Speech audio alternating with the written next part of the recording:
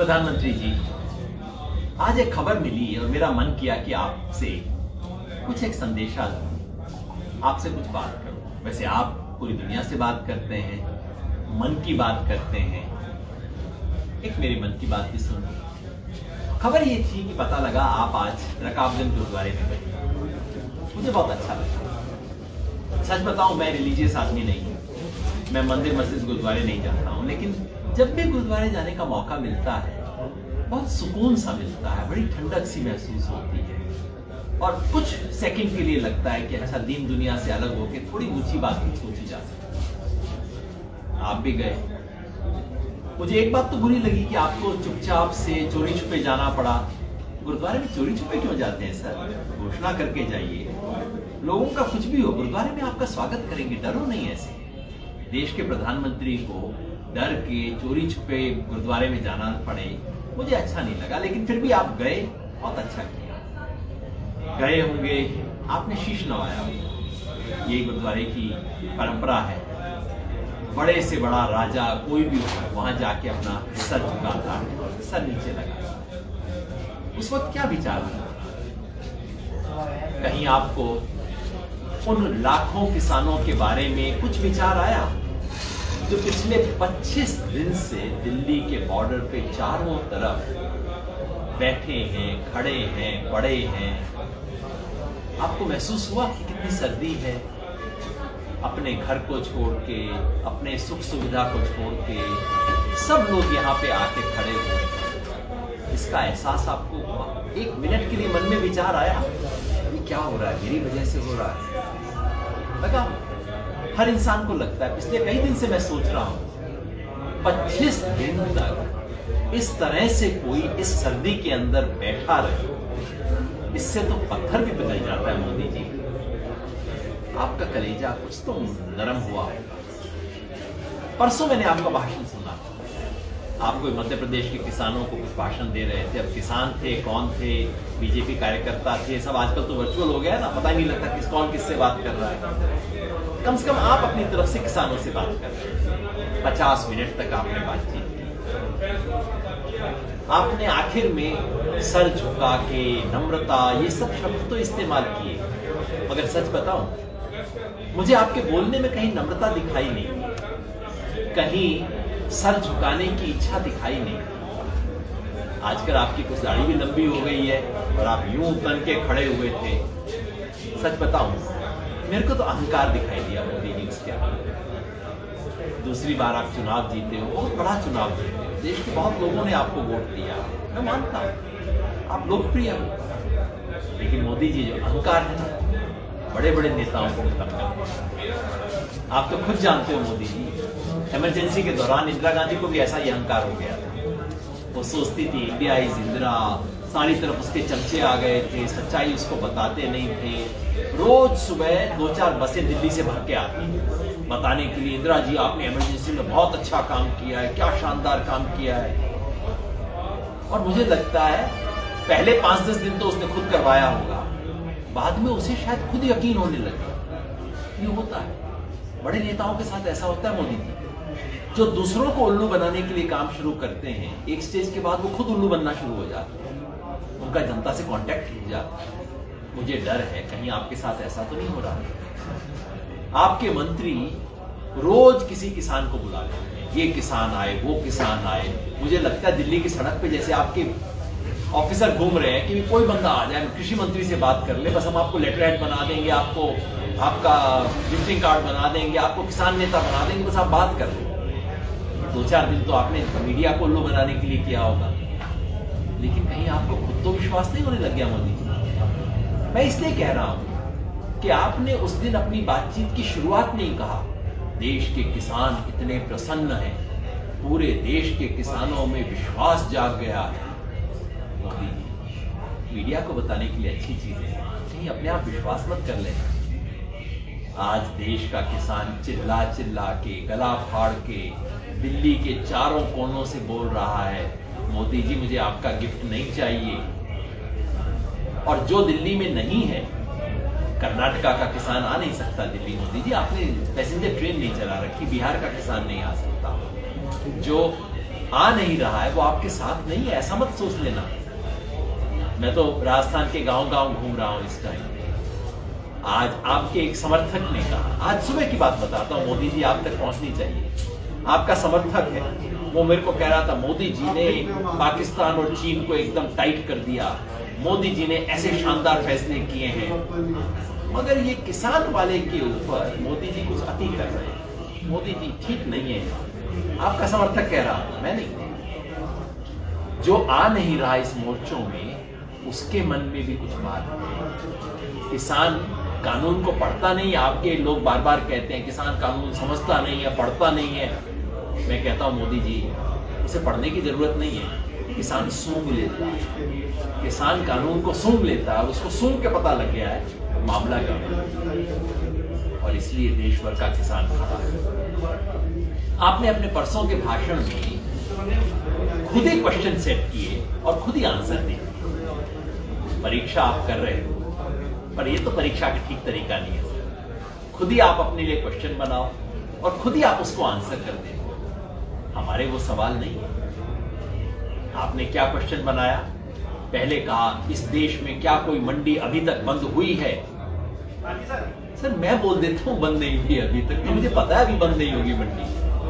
जो आप कानून लेके आए हो उससे मंडी 6 महीने में बंद नहीं होगी, 3-4 सीजन के बाद मंडी बंद होगी। ये जियो कंपनी वाला खेल है, पहले तो फ्री, पहले तो सब कुछ अच्छा होगा, बाद में असली आटे दाल का भाव पता लगेगा। तो ये तो हम कह ही नहीं रहे मोदी जी कि 6 महीने में कोई मंडी बंद होने वाली है। हम तो कह रहे हैं पहले 6 महीना तो आप गफ्फे दोगे, सब कुछ करोगे। शुरू में प्राइवेट मंडी आएगी तो वो किसानों को अच्छा भाव भी दे देगी, बाद में प्रॉब्लम शुरू होगी। तो मोदी जी जो हम पूछ रहे हैं उसका जवाब, सवाल ये नहीं है कि अभी तक मंडी बंद हुई है कि नहीं, सवाल ये है कि ये कानून अगर लागू हो गया अगले 2-3 साल तक तो उसके बाद मंडी टिकेगी या नहीं। दूसरा आपने कहा कि एमएसपी हमने तो इस बार पहले से ज्यादा दी है, एमएसपी बंद नहीं हुई है। तो आपने खुद ही सवाल बना लिया, क्या एमएसपी सरकार ने कम कर दी है? मोदी जी मेरे से पूछ लेते, मैं बता देता कि अभी तो नहीं की। इस साल तो आप गप्पे दोगे, इस साल तो आप जो कहोगे करोगे, आपकी सरकार सर के बल खड़ा होकर करेगी, क्योंकि आपको समझ आ गया कि किसान देख रहा है। सवाल ये है मोदी जी, अगर हमारी मंडियां बंद हो जाती हैं, ये कानून लागू होने से 2-3 महीने 2-3 साल में मंडी जब बंद हो जाएगी तब एमएसपी कौन देगा? अडानी देगा, अंबानी देगा, कहां से एमएसपी आएगी? सवाल ये है मोदी जी। और एमएसपी पे दूसरा सवाल भी है मोदी जी, वो ये है कि अगर आप कहते हैं कि एमएसपी है, रही रहेगी, बड़ा सुंदर डायलॉग है, मेरे को सुनाई देता है एमएसपी कागज में थी, कागज में है, कागज में रहेगी। आप ऐसा करो ना, छोटा सा काम कर दो, आप इसको लिख के दे दो कानून में, कागज पे नहीं, कानून में। क्योंकि मोदी जी आप जानते हैं सरकार कानून से चलती है, प्रधानमंत्री के डायलॉग से नहीं चलती सरकार। कल को किसान को एमएसपी नहीं मिलेगी तो वो कोर्ट कचहरी में जाके नहीं कह सकता मोदी जी ने वायदा किया था, कोर्ट कचहरी कहेगी जाके उससे ले ले जिसने वायदा किया था। कानून में लिखा जाएगा तो होगा। अगर आप इतने ही सच्चे पक्के हो अपने वायदे पे मोदी जी, तो आप कानून में क्यों नहीं लिख देते हैं?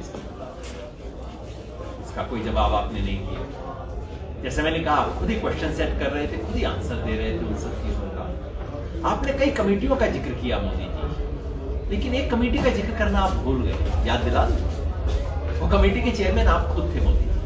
2011 में चीफ मिनिस्टर्स की कमेटी बनी, उसके चेयरमैन आप खुद थे, और उस कमेटी ने कहा था एमएसपी को लीगल राइट देना चाहिए, लीगल स्टेटस देना चाहिए। आपकी अपनी वर्डिंग है। आपने तब के प्रधानमंत्री को लिख के भेजा था, मनमोहन सिंह को।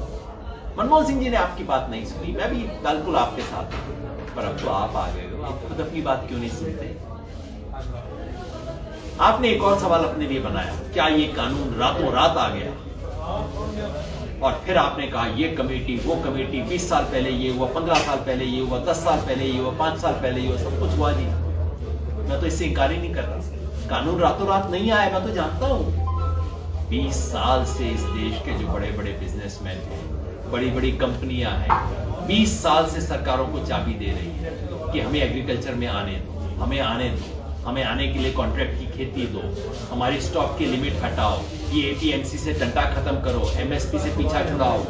20 साल से कंपनियां कह रही हैं, 20 साल से आपकी कमेटियां कह रही हैं, मुझे इसमें कोई शक नहीं है। और आप सच पूछो तो मुझे लगता है कांग्रेस भी यही काम करने चाहती है। सारा टाइम आप कांग्रेस बीजेपी में लगे रहते हो। मैं तो खुद अपने मुंह से कहता हूं, इच्छा इरादा कांग्रेस का भी यही रहा होगा, बस उसकी हिम्मत नहीं हुई काम करने की। मोदी जी, सवाल ये नहीं है कि कंपनियों ने पहले कहा या नहीं कहा, सवाल ये नहीं है कि सरकार की कमेटियां बनी या नहीं, सवाल ये नहीं है कि रातों रात आया कि नहीं, सवाल ये है कि ये कानून बनाने से पहले आपने किसी किसान संगठन से राय की कि नहीं, किसानों से राय बात की कि नहीं, मशवरा किया कि नहीं। क्या देश का कोई भी और वर्ग है जिसके बारे में आप कानून बना सकते हो उनसे राय बात किए बगैर? क्या आप कभी इंडस्ट्रियलिस्ट लोगों के बारे में नया कानून बनाओगे और कहोगे नहीं, फिक्की से बात नहीं की, एसोचैम से बात नहीं की, मैंने अपने ही मन की बात कर ली, अपने इंडस्ट्री मिनिस्टर से मैंने बात कर ली, उसके बाद कानून बना दिया? आप करोगे ऐसा कभी? क्या मीडिया के बारे में कोई कानून बनाओगे जिसमें पत्रकारों के सामने नहीं बैठाओगे? क्या कर्मचारियों के बारे में कोई कानून बनाओगे जिसमें कर्मचारियों की यूनियन से आप 2 मिनट बात नहीं करोगे? सिर्फ किसान है जिसके साथ आप एक खिलवाड़ कर रहे हैं। तो सवाल ये है मोदी जी, क्या आपने ये कानून बनाने, 3 कानून बनाने से पहले किसी किसान संगठन को टेबल पे बैठा के कहा कि मैं ये कानून बनाने वाला हूं, ये बात है? अब उसके जवाब में आपके चमचे चपेले कहते हैं नहीं नहीं नहीं, संसद की एग्रीकल्चर जो कमेटी है उसके अंदर चर्चा हुई थी। चर्चा तो बहुत होती है सर, इस कानून के बारे में चर्चा हुई कि नहीं हुई, मेरे को ये बताओ।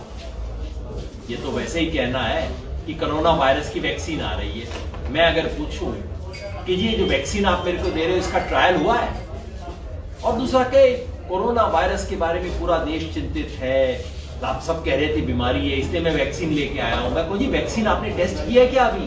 नहीं, आप देखिए कितनी बड़ी बीमारी है, आप ऐसे सवाल मत पूछा कीजिए। मोदी जी, ये सवाल तो पूछना पड़ेगा। ये 3 कानून संसद में आपने किसी कमेटी में डिस्कस किए? इससे पहले किसी किसान संगठन से डिस्कस किए? नहीं किए। तो क्यों नहीं? आपने अपने आरएसएस के किसान संगठन से डिस्कस नहीं किया, अकाली दल से नहीं किया, कैसे इस पे यकीन? आखिरी एक बात और मोदी जी, आपने अपने लेक्चर में इतना टाइम उन लोगों पे लगाया, उन्होंने ऐसा किया, उन्होंने ऐसा किया। हमारे गांव वगैरह के अंदर होता है, औरतें अपने हस्बैंड का और अपने जेठ का नाम नहीं लेती, वो उन्होंने ऐसा किया, उन्होंने ऐसा कहा, ऐसा बोलती है। मुझे सुन के लग रहा था कांग्रेस पे कहना था क्यों नहीं नाम लेके बोल रहे थे। आपने 50 मिनट में से 30 मिनट कम से कम कांग्रेस के बारे में लगाए।